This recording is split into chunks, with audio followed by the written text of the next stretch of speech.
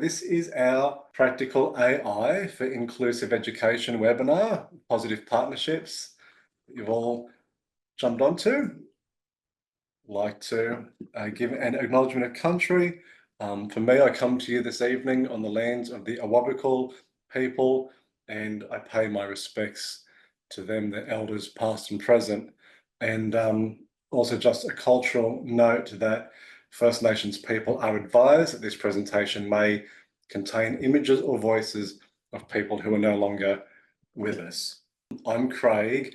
I'm the manager for technology and innovation here at Positive Partnerships, and I've been with Positive Partnerships for almost 8 years now. I've worked in autism education environments for 20, and before that I was a pipe organist. And during my time in education, I have worked a lot with emerging technologies, and I guess that informs some of the practices and ideas that we'll talk about this evening together.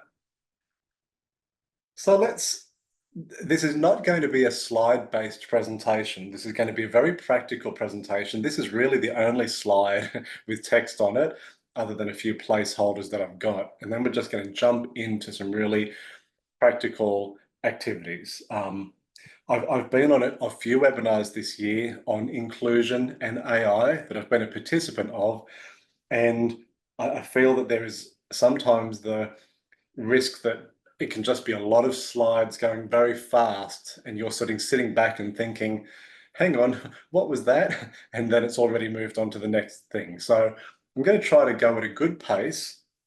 Please use the chat box and slow me down or ask clarifying questions or add in anything that you'd like me to talk about. If I miss something, please tell me and I'll get into it. But otherwise, it'll just be talking through some really practical applications of AI. And for me, I think that AI is interesting. I think if you spend any amount of time on LinkedIn at the moment, particularly, and sort of see the conversations about AI, it can feel very overwhelming. Sometimes it can feel overly negative or overly optimistic or overly complex. I just think on a simple level, it is just computers doing really clever things. And I think it can really help our students, our educators and families. I think that some of the tools, particularly some of the things that we look at this evening, they're going to do things that computers previously couldn't do. They would have been near impossible or completely impossible, which is really exciting. So we'll talk about and show you some of those. I don't think that AI is the solution for everything, but it can be for some things, even though AI is being put into absolutely everything at the moment. I think it's definitely interesting, and I think we just have to think about the ways that it's actually going to help us out, And finally, it is a rapidly evolving space. I think we should be philosophically studious about it and reflecting on the ethical considerations of AI. I will say, though, that this evening webinar will be practically focused, and I will include links and resources that I can share out after the webinar with the recording that I send through tomorrow, but I won't be talking to a lot of theory. It really will just be showing you some practice.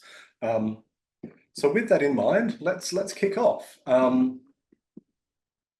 So I thought it could be neat to structure this webinar in the structure of a day in the life. Not just a great song by the Beatles, but also I thought we could have a look at 3 different areas, things that a teacher might use AI for, things that a student might use it for, and then things that families can use it for.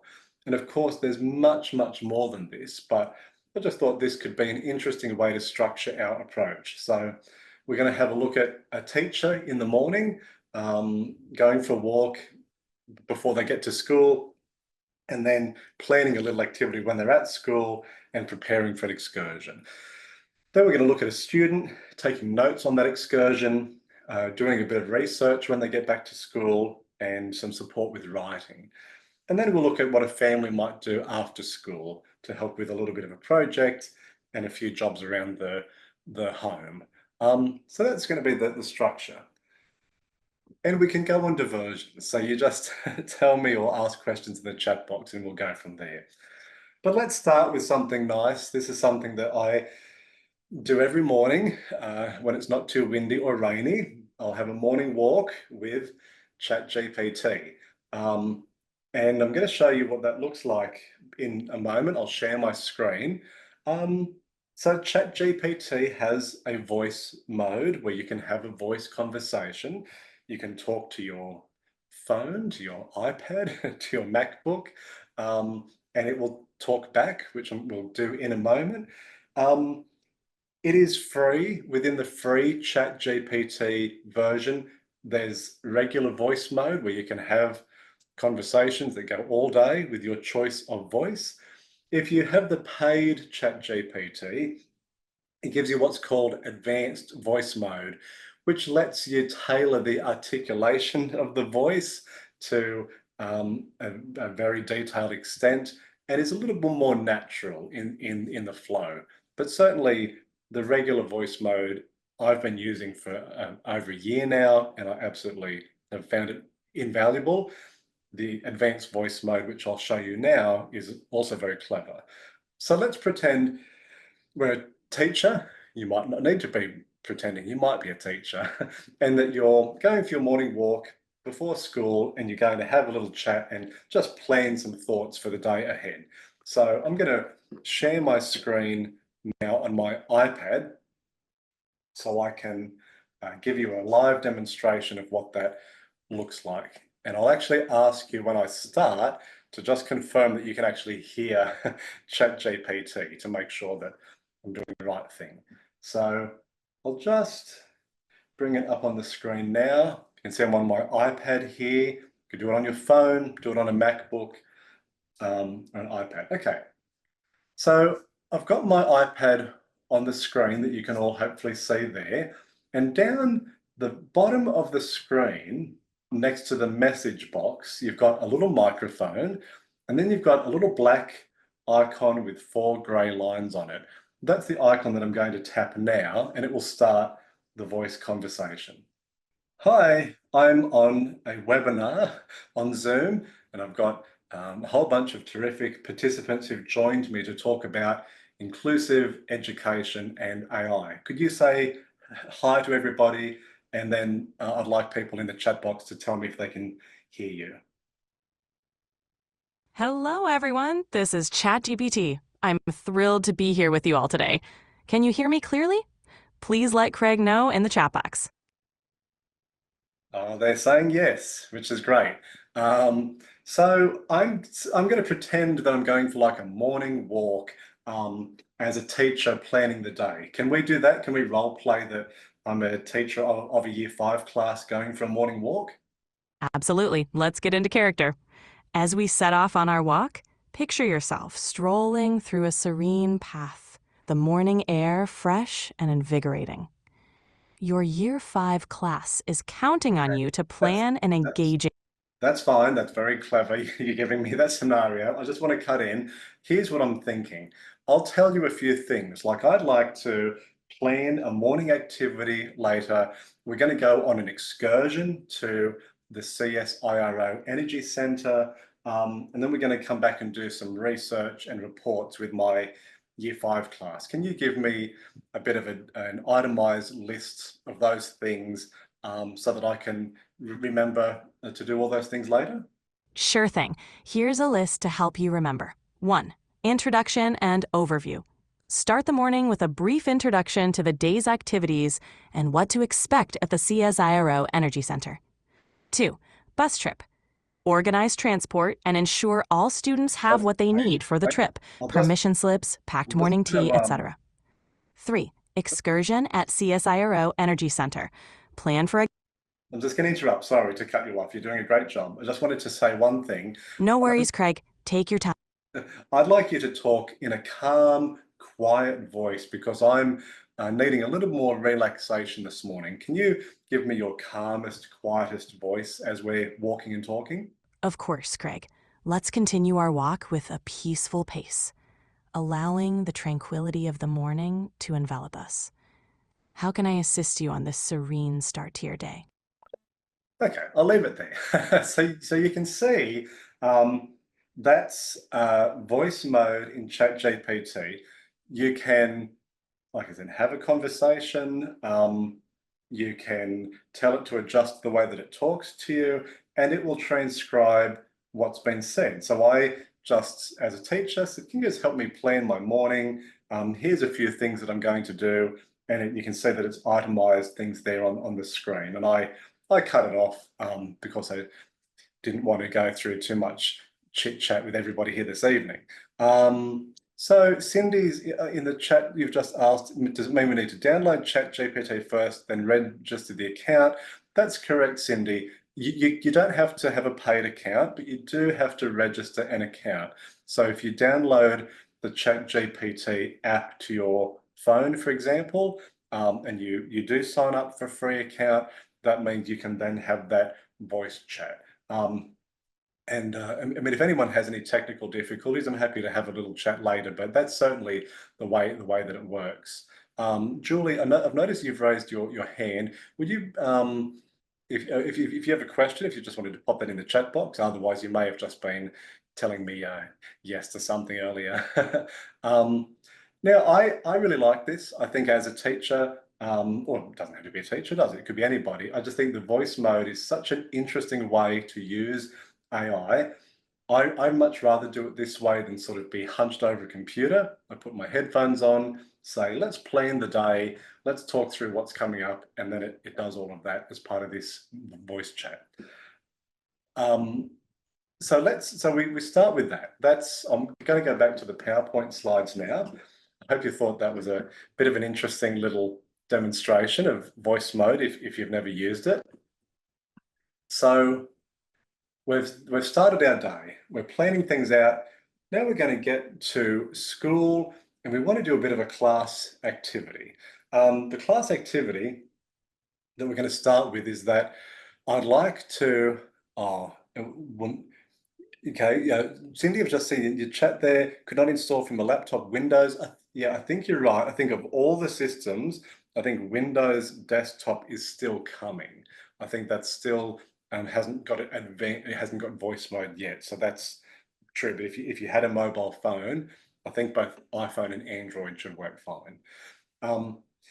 Right, so we're going to do a class activity with my students, and what I'm going to do, and this is what I like to start with when I'm teaching, is I look into the past and say, what happened on this day some years ago? And I learned that on this day, 23 years ago, the iPod was first announced and changed music.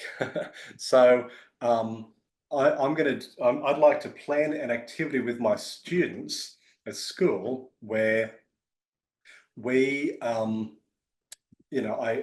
get a little brainstorm activity that my students can do based on the first announcement of the iPod and how it changed music.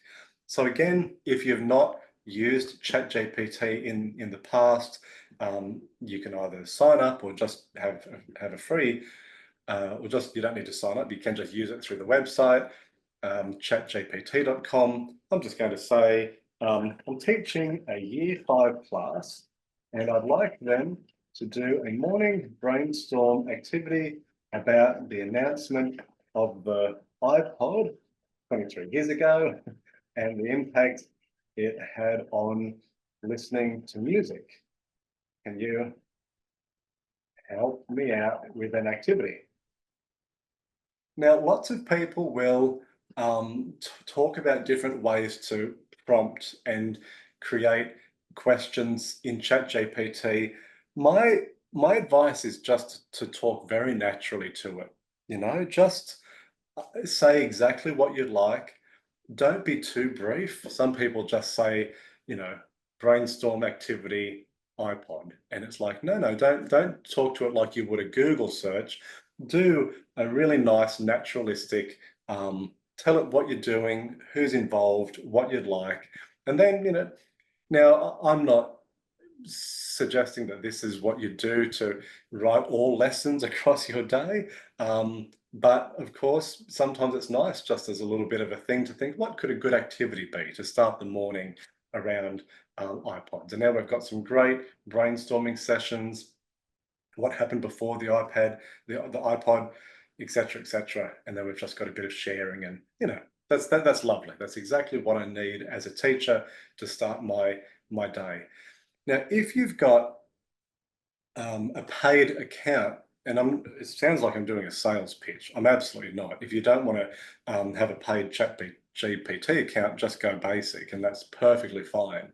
If you do have a paid account, you get to choose different models that you can use. And this one that I've just used, GPT-4, that's like super quick.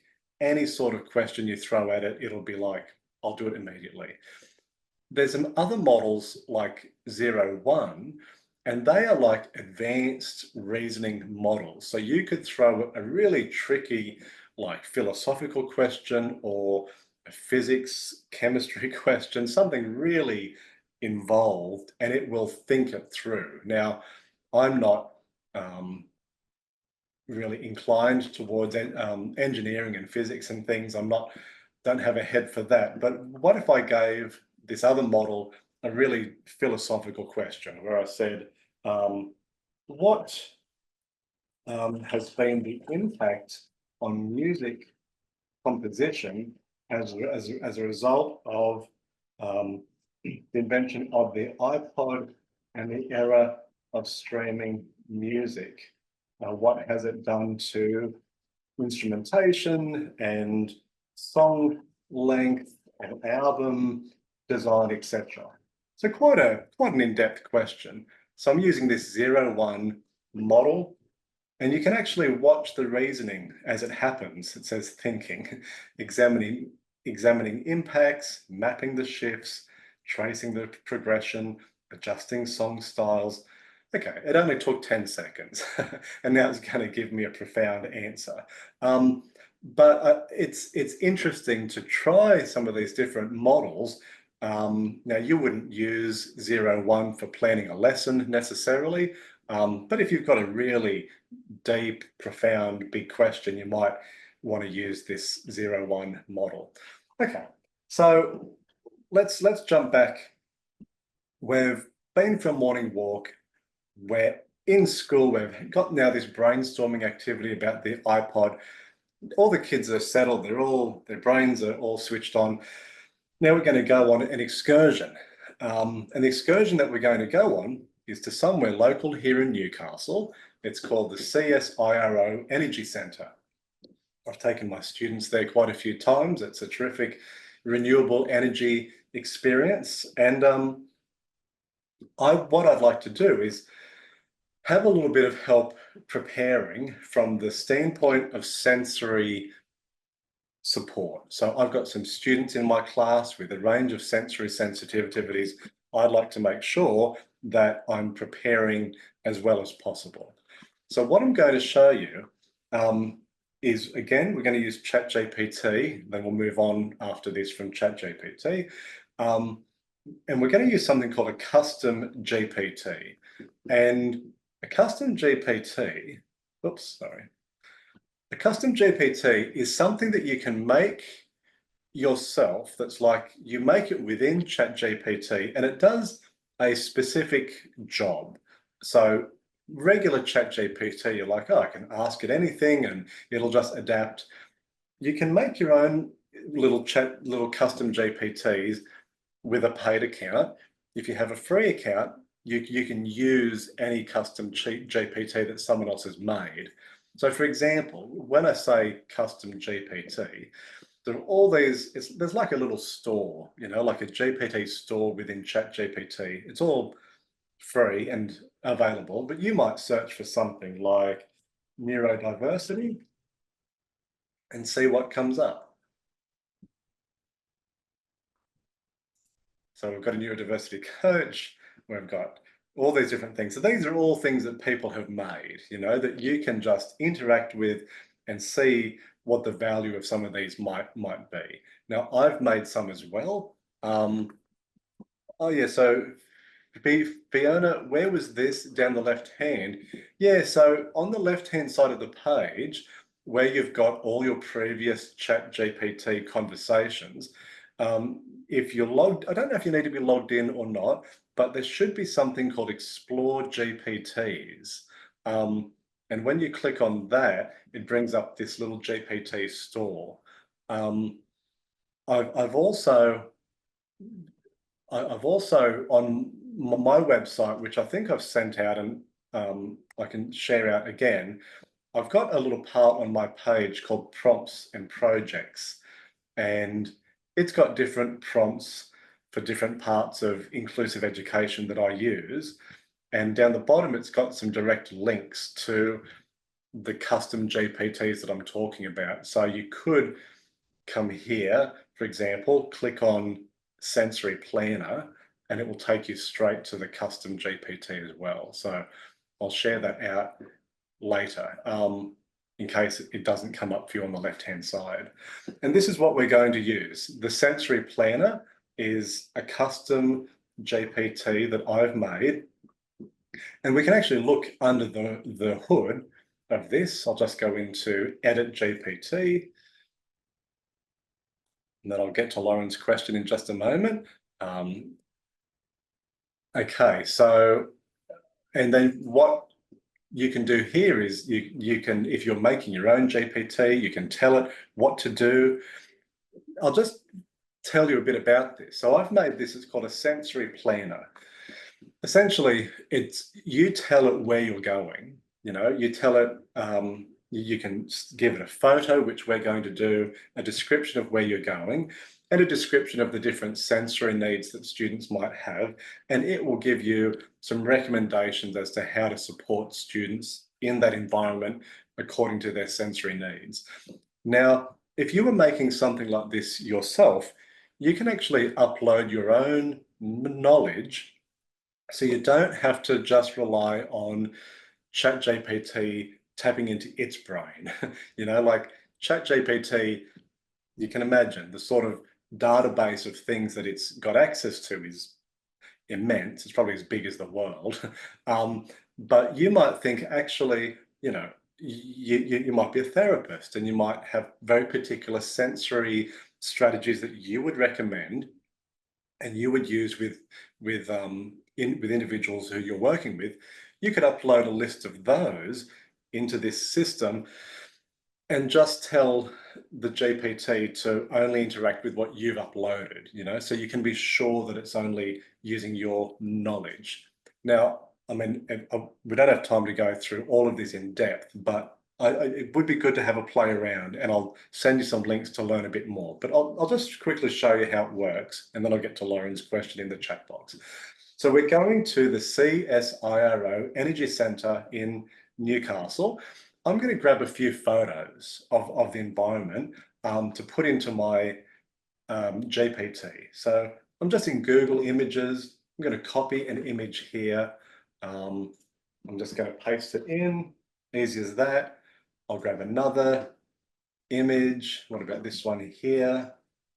Copy image, pop it in. Now there's no, this is just Google Images, just, images that are available here. We're not needing to save them or do anything major. We're just popping them in for it to have a quick look. Just grab one more picture of a room like this. Okay. So this is a little bit of an interior, and I'm going to tell the GPT, I'm taking my Year 5 class, Year 5 class to the CSIRO Energy Centre today. I have students with auditory and visual sensory sensitivities. Can you help me plan for supporting them in this environment? And what the GPT will do is have a look at these images, interpret what's going on, think about the sorts of sensory sensitivities that I've mentioned, and it will then give some guidance, and again, this has been very quick, a very quick Google search. It's saying in the reception area, we might have bright reflective surfaces fluorescent lighting that we'd want to be cautious of. Might be a lot of echoes of footsteps and conversations, and then it's got some recommendations. The same for the second image, like the research control room, some bright lights, the meeting room, etc. Now you might already have an environment that you know well, going to the library, going to the beach that you've got photos of that you could quickly upload and say, help me sort of plan some sensory considerations for this excursion. Now, some people might say, well, I know my students' sensory needs well. Why would I need to use a tool like this? But do think think about new graduates, think about educators who are not fluent perhaps in the sensory conversation yet with student needs, and they're going somewhere, and to have access to a tool like this can be a real guide on the side, a real shortcut into just helping to put together a plan, a supportive approach to help students in these environments based on a few photos and and you could be quite detailed and give more specific information about some of the sensory needs that you're wanting to plan for. But that's essentially how something like that can work and can be a really nice informative guide. Now, to Lauren's question in the chat, Lauren, you said, do you keep your daily walk chats in one conversation, or do you start new conversations each day? And do you go into a specific custom GPT to have certain conversations and searches? Lauren, that's a wonderful question. The question relates to this idea, particularly of this sort of morning walk and talk that I showed you. Now, one thing that ChatGPT has, if you sign up, and again, a free account is totally fine, is it's got a memory. Your ChatGPT has a memory here that says, and it might be a little bit small, but I'll just read it. ChatGPT will become more helpful as you chat, picking up on details and preferences to tailor its responses to you. So whenever you say something in conversation, ChatGPT will sometimes add it to its memory. Well, let's see if I've got it. If I look back at our conversation, you see the conversation here that we just did earlier, it says memory updated. So I said, we're going to the CSIRO Energy Centre, memory updated. It says, Craig is planning a morning activity for his Year 5 class, including an excursion to the CSIRO. Now, that means that next time you use ChatGPT, you can start a brand new conversation and ChatGPT will remember your previous conversations. It will have a memory bank of all the memories that it has contained from important things that you've told it, and it will say, oh, I remember we talked about that 2 weeks ago, Lauren, or and that's how it knows my name and knows who I am and the sorts of things that I do.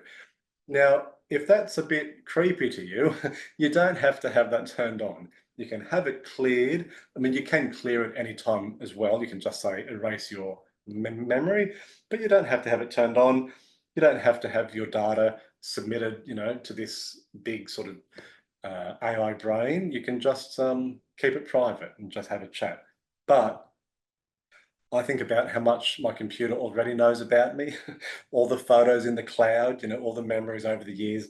I really love the memory feature. I love that it knows who I am without having to start fresh each morning and just keep it going. So that's my take. I hope that answers your question, Lauren. And you don't need a specific custom GPT. You just start a new chat and it goes from there. All right, so we've planned for our excursion. We've gone to the Energy Centre. Now let's take on the persona of a student. So now we're a student and we're at the CSIRO taking notes. Now for this, I'd like to show you a little preview of Apple Intelligence, which is due to be launched soon.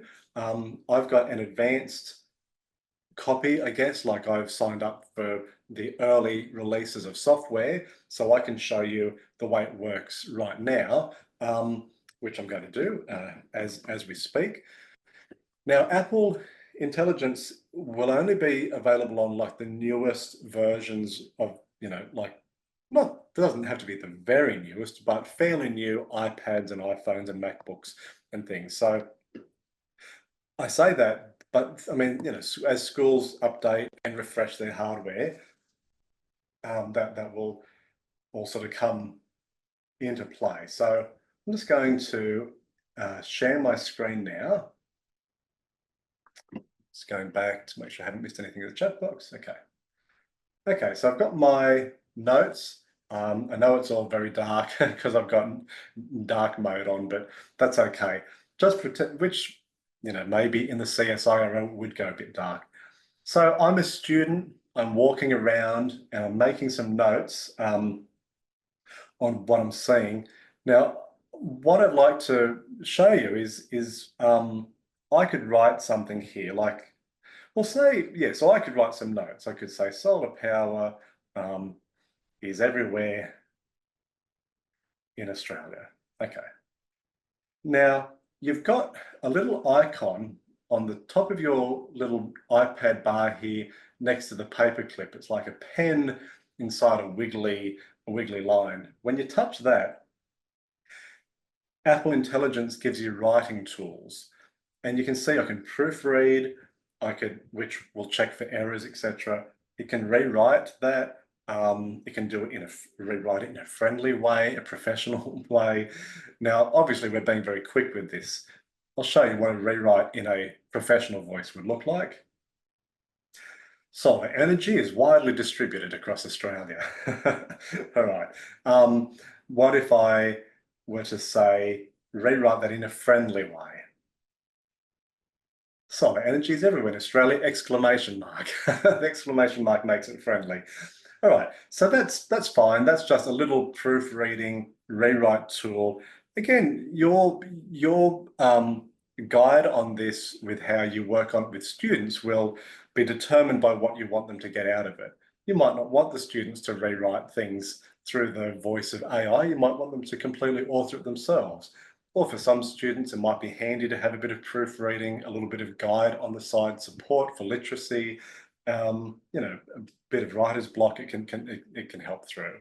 But I'll show you what can happen too when you get some text. So say we go on to, so the students are at the CSIRO, they're learning about all this stuff. I'll get to the chat box in a moment too. Now they've got some text that they've found on their iPad, and I've just remembered something I want to show you in a moment too, but I'm just going to copy this text, all right? Copy that into notes, because as a student, I know this is going to be interesting for later, and it's what's being talked about. So I've copied that in there. Now that's, a big block of text, lots of stats. It's not very friendly for reading or processing. Again, I can touch my reading tool, my writing tools up there, my writing tools, Apple Intelligence application. I might just tap summary. Just give me a summary of what that is. And you can see a very brief summary that really drills into the core of what that block of text is all about. I could replace what's on the screen now with that summary. I won't at the moment. I'm going to say, give me just the key points. Again, now it's going to give it as dot points on the screen. So it's really taking some of those things that like ChatGPT or other AI might do, but it's bringing it natively within the iPad application. I'll show you one more. One more there. I'm going to do table. You can see table on the screen there. So I'll click table. And now it's taken that text and turned it into a table. Again, very cool. This is all just within the iPad.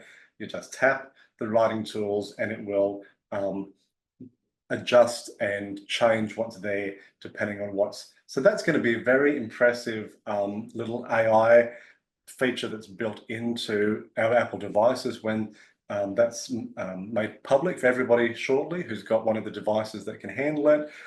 The other thing that's happening with Apple Intelligence is ChatGPT will be built into those Apple devices, so you won't have to go to the app itself. You'll be able to do it within Apple programs, which will be interesting. one thing I wanted to show you that I think is quite cool as well on the iPad, that's still really, I mean, it's just such a great tool, such a great, student resource for walking around and note taking. Oh, Jody, I love it when comments lead me into something I was about to forget. Jody has just said they're in the chat box, and also, hi, Wendy. Thanks for joining. Jody, you've said, if a student dislikes handwriting, would this be a viable tool for the student to use voice? Yes, so absolutely, like within ChatGPT, you can do that voice chat like we've just demonstrated. But watch this. I'm in Notes on my iPad.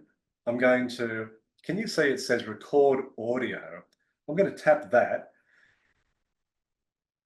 Okay, now pretend I'm listening to someone from the CSIRO perhaps, or I'm just a student who's talking. This is going to record audio, record voice, and to a pretty good extent, do live transcription, of what's being said. And then once it's finished, we can click stop there, go to done, and that text can then be available to then copy and paste into the notes. So you can actually have a page of notes that is audio recording with transcription, and I can then grab, that text. Okay, now pretend I'm listening to someone from the CS reading it back. Fiona, yeah, dictation software, that's right. But I could have audio, I could then type, I could use my pen if someone is comfortable with note taking and do all that too, I mean, comfortable with handwriting is what I meant to say. So quite an interesting multimodal way of engaging with notes that then AI can put an extra spin on as well. So I think that's quite cool. Oh, the final thing I wanted to show you on the iPad before I put it away, I love this. You can now do this little thing in Safari, when you're in your internet browser, where you tap, and can you see it says hide distracting items? Now I'm going to tap that. Now, wherever I tap on the screen, it's going to remove that thing. So say I don't want to see the energy data image there because it's a bit distracting. Give it a tap, hide, and it just melts away. What if this bar on the left-hand side, I don't want to see that, it just melts away. So wherever you tap, I don't want this bar at the top. Now, obviously, I'm having a bit of fun making things disappear, but I think from an executive functioning standpoint, from the clarity of thinking, I just want what's important on this screen, just show me the important information. A student can tap, tap, tap, and remove all the unimportant stuff. And the best part is when you go back to this website next time, say it's a frequent website that you go to for research, etc., it'll remember what you've hidden and it won't come back unless you turn it on. So I think that's quite magic. I'll stop sharing there. I'm going to move on to the next part of our session here. Go back to screen number 2. Please tell me if I'm going too quick or if I've missed anything. I'm just going back through the chat box. Fiona, you said at 7:36. Is this different to how ChatGPT does this when given these prompts? Yeah, so I guess the two parts of ChatGPT that I think about are your regular chats, like you're just asking it your own questions, you're popping things in, you get a response, that's all good. And then the other side of it are your custom GPTs. I guess the thing is, the custom GPTs, they don't interact with your memory. So if you've got all these things that you've told ChatGPT, you've had voice chats, and then you go into a custom GPT, the memory won't cross over there. So they are sort of two separate banks of data, I guess.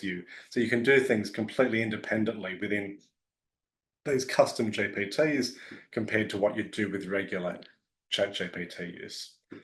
But I can go into that further, Fiona, if you've got a particular thing that I can pick up on there later. Okay, so our students have been to the CSIRO. Sounds like I'm doing a plug for the Energy Centre. It is very cool. Now they're back at school.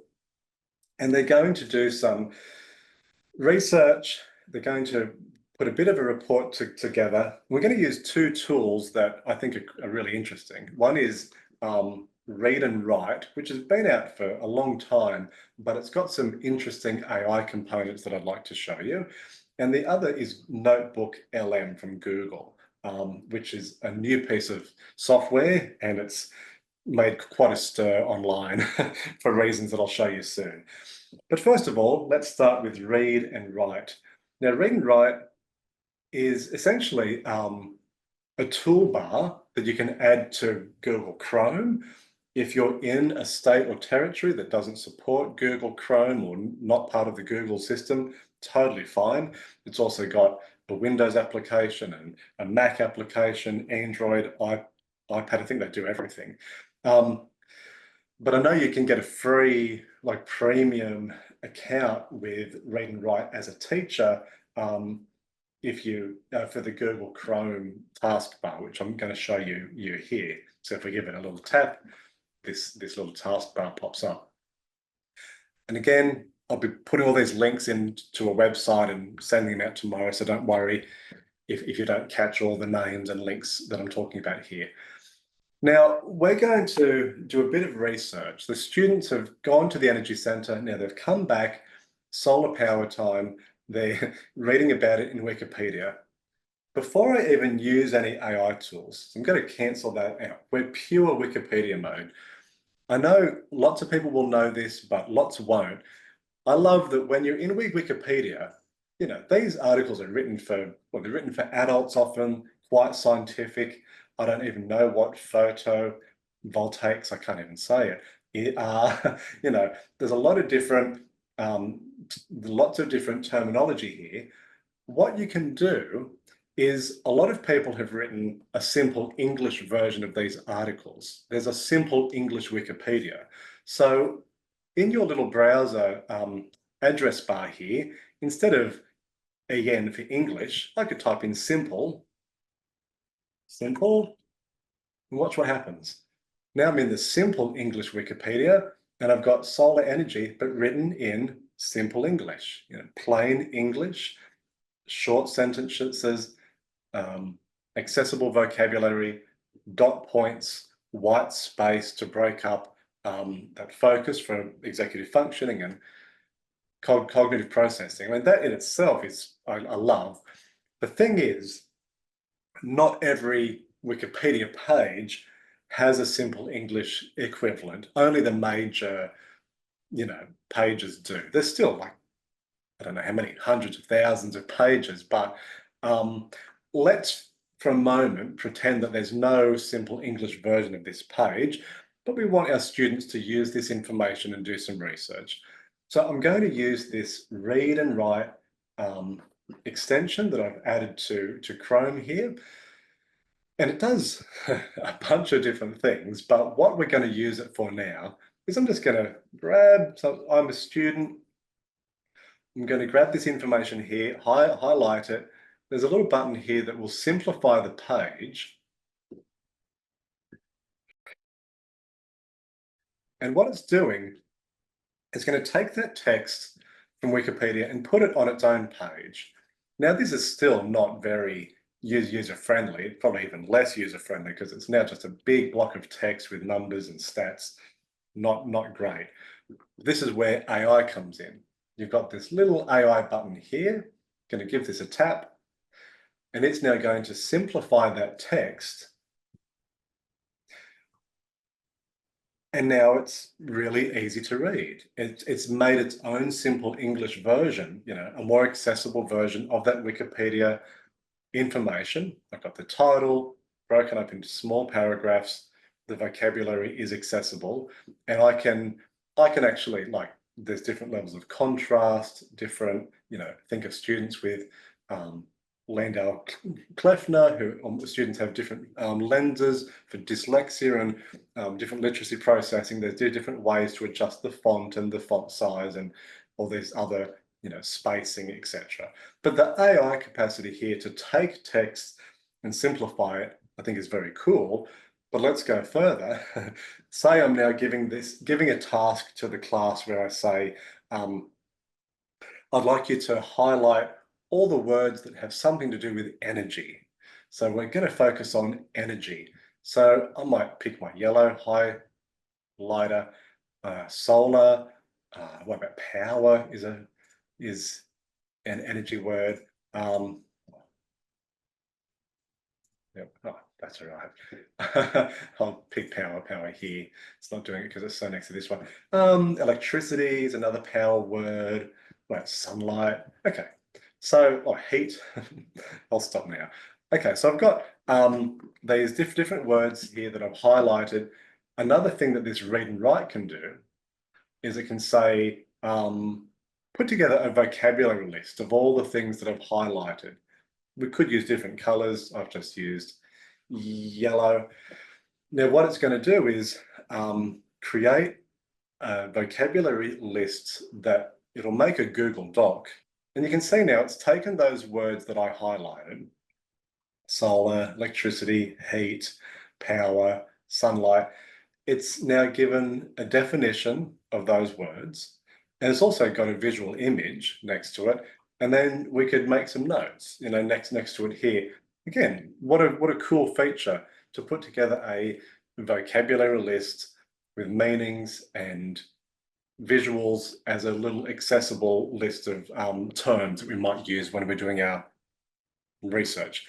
Again, this might not be the focus for you. You might think, I actually want my students to do this work. I don't want it handed to them on a silver plate. Or you might think, what a fantastic accessible support for students who need it to now have these definitions and this lovely format for vocab. I think that's quite smart. Okay, so that's this part here. We've done a bit of research. We've used read and write in Wikipedia to help make that content more accessible. Now I'm going to show you Google Notebook LM. Now this is, again, I said, it's caused a bit of a stir online because it's got some really interesting features. Essentially, it's a free platform. It's just Google, and it's called Notebook LM. And you can add any information to it that you'd like. So this could be a student resource where you might be doing a project across the term and you're like, all of the content that we're using in class is going to go into here. So we might have a PDF that we upload.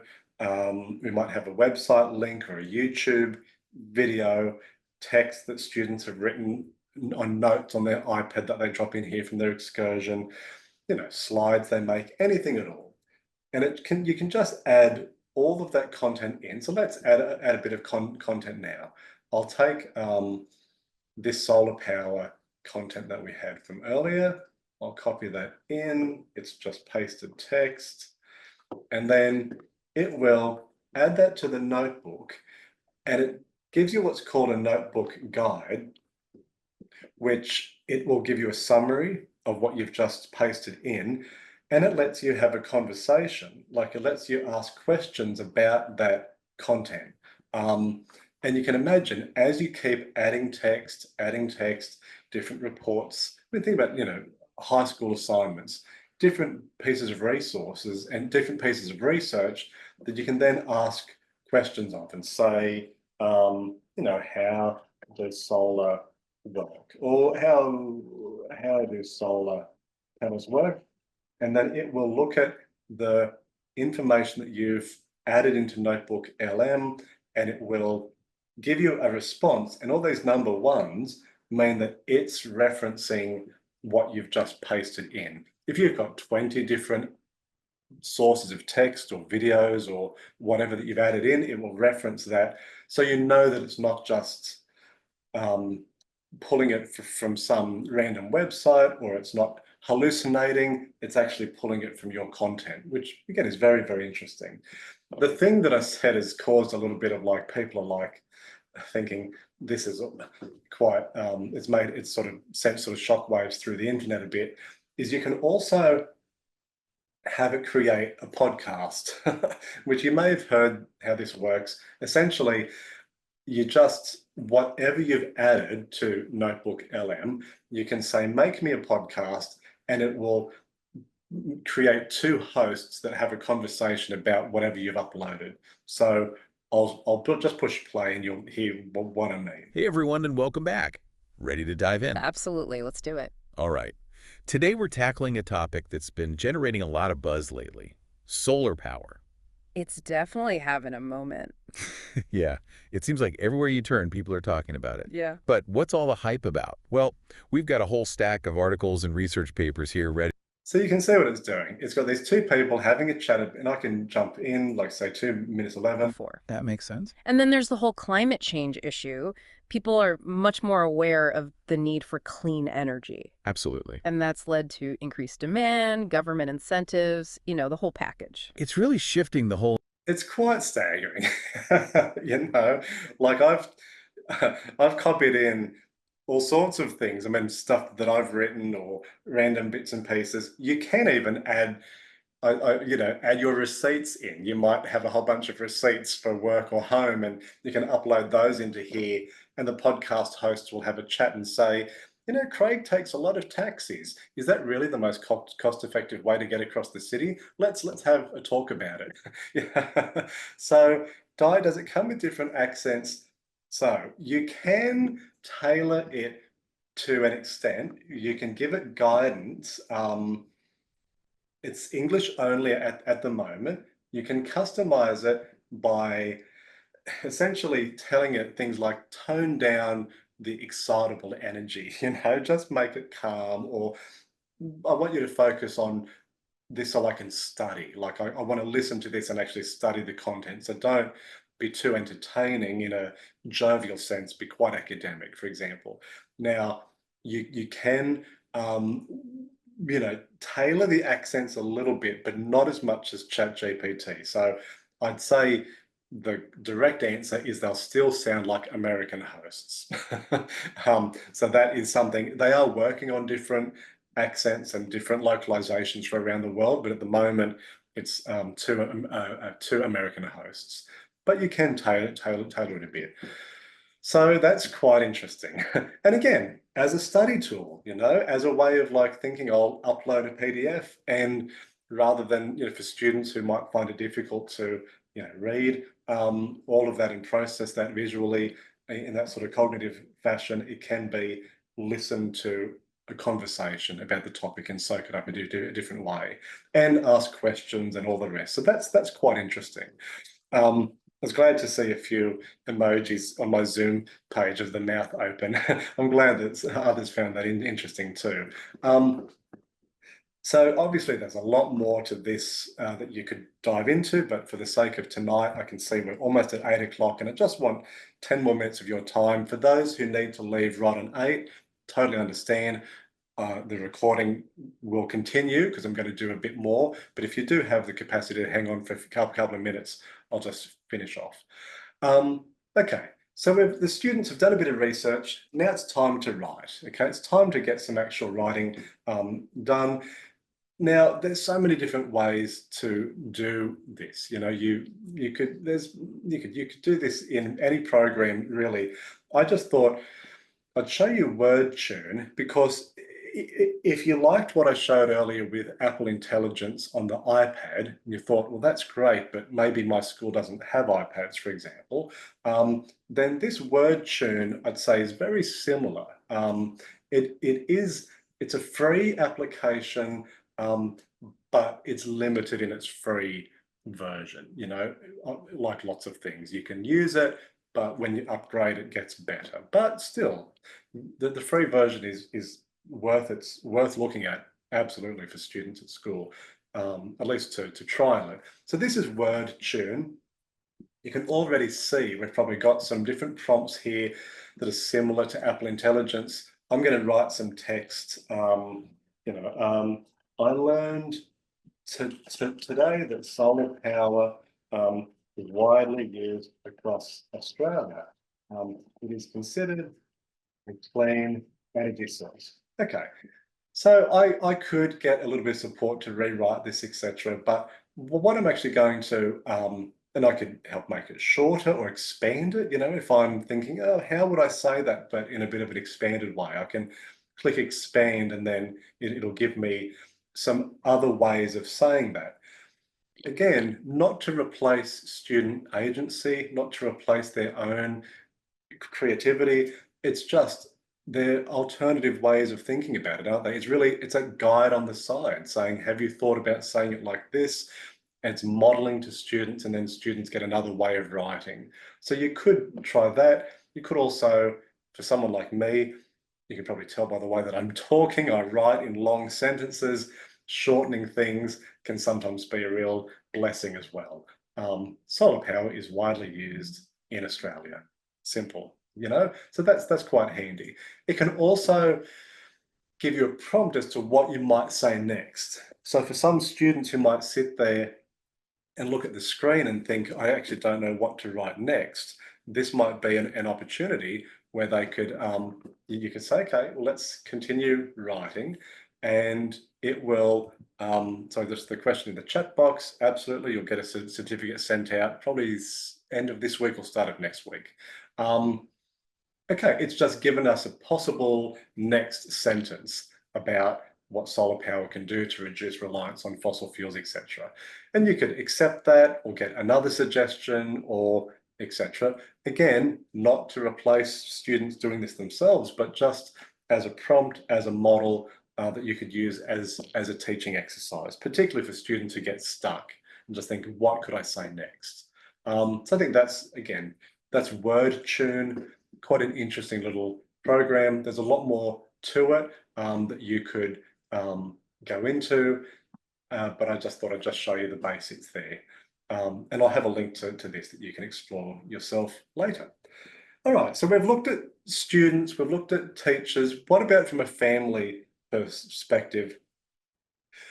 These are some projects that I've done with my family, and I thought I'll show you because I just think it expands the potentials of what you can do with AI, and they're things that you can do away from the computer. You will be using a phone or something, but my preferred way of using AI is when I'm just in natural environments, walking around, building something, just doing stuff away from the screen.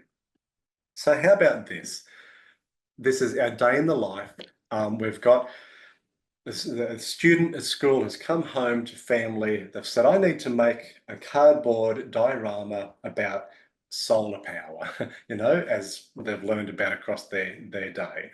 And so the family is going to start to make something at home with, say, cardboard and paper with their child. Now, I'll show you the example that I'm going to give you.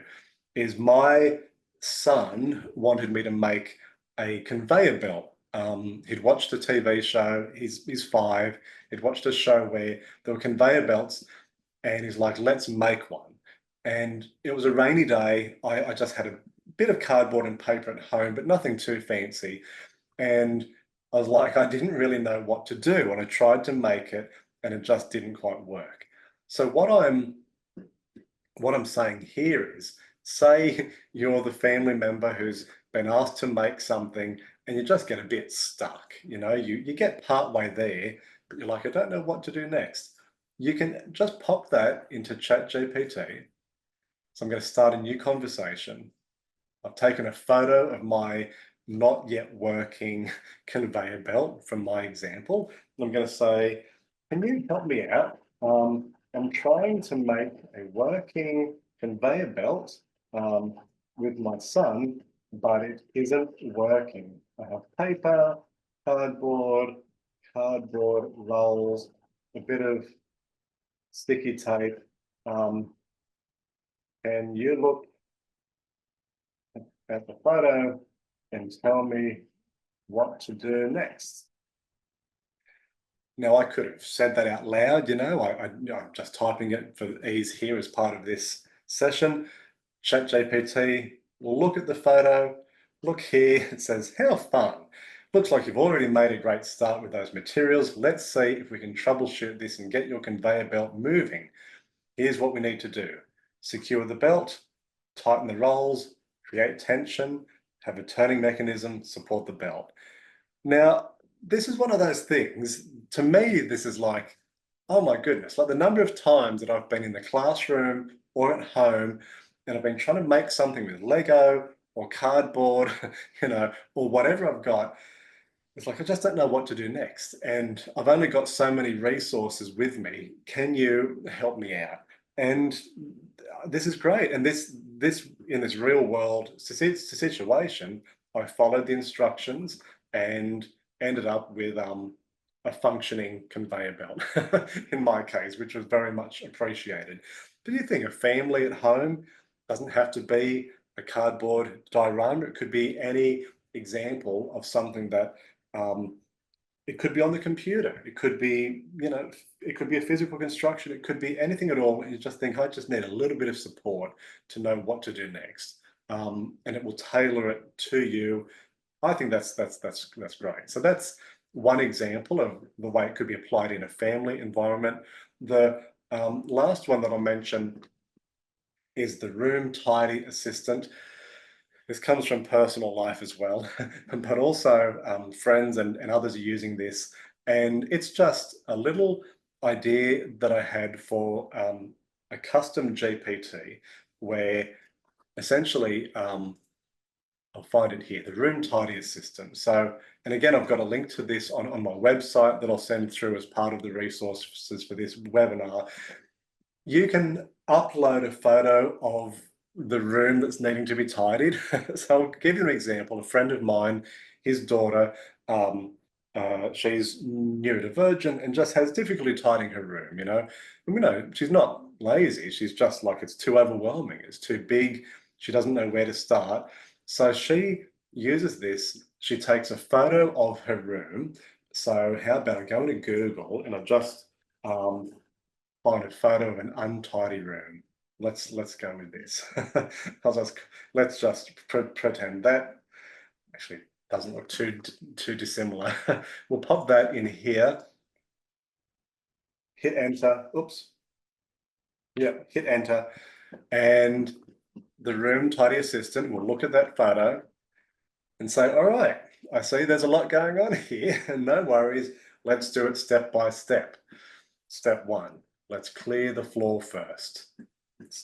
Pick up the papers, put those, gather them together, stack the books neatly, place them on a shelf, move the guitar, etc. Next, and now what you can do, you might just do this. We think about, again, executive functioning from a neurodiversity affirming standpoint. Well, what if we just focus really positively on just this one job first, do that, and then come back and take another photo of the floor having been tidied, and then it'll say, fantastic, well done on doing the floor. It already looks much better. Now let's focus on the bed, or now let's focus on etc. And it will guide you through that next step. I've seen this be incredibly effective because first of all, it's not the parents who are having to, be that voice of tidy. But the second thing is it's not just breaking down a big task into its smaller components. It's actually also saying, I'm here with you. I'll be your guide on the side. I'll support you through this. We can do this together. And you can actually tell it to be a completely different personality. You might say, it would really help to motivate me if you talked like Gandalf from Lord of the Rings, and you do that. And then the Room Tidy Assistant will say, a great task lies before you, etc. And then it suddenly becomes like a fantasy adventure, So, and again, you could do it through voice. I'm just doing a bit of a chat here. Doesn't have to be a room. It could be any sort of task that you think it would really help to have a photo and a bit of guidance. A word of wisdom for thee, keep a small basket for the little things that often scatter about. That's true. Even the smallest deeds can turn the tide of a great mess. I think that's quite neat. We're almost at 8:10. I'm very appreciative. I asked people if they could hang on. You've done a lovely, kind thing of doing that with me this evening. That's essentially what I wanted to talk you through in terms of different AI applications for a day in the life from a teacher standpoint, student, family. Um, I'm going to put together the resources that we've shared as part of this on our Positive Partnerships website. We actually have a resource page from last time that I'm going to add to. So I'll just show you, and I'll send this through so you don't have to see it now. We've got an AI and inclusive education page. It's got a webinar that I did in June. I'll add the new webinar here tomorrow. So you've got 2 webinars. We've got links and resources from last time. I'll add to those with the things that we've talked about this evening. And then you'll be able to dive into that and have a play. Thank you so much for being here with me this evening. I'm available now if there's any questions. Everyone's been very, I think, just sort of listening and watching, but please do let me know if you've got any questions. I'm happy to talk to anything that I've missed, perhaps, or you might have something totally different that you'd like to ask. So thank you, and the kind comments coming through are very lovely, so thank you for that. But yeah, like I said, the recording will go up tomorrow, the links will go up tomorrow. Oh, that's really nice, Lindy, and others too. Thank you very much. It's been a pleasure for me to be here this evening with you to have a chat and share these ideas. You've got my email address, so you can reach out at any time, and you might say, Craig, you showed me something that I can't get to make work, and I'm happy to try and help you out, or send you to some links that can help out as well. So do take advantage of that, because you can tell I like this space, and I'm always happy to see where it goes. Nice. Oh, well, thanks, guys. Please feel free to log off at any time now. I know I probably kept you late enough. And I'll hang around for a couple of minutes if anyone has a question. Off I go to Hen, my son, the room tidy assistant. Good luck, Vicky, and let me know how it goes. Yes, I'll hang around for another 2 or 3 minutes. But otherwise, thanks again, guys.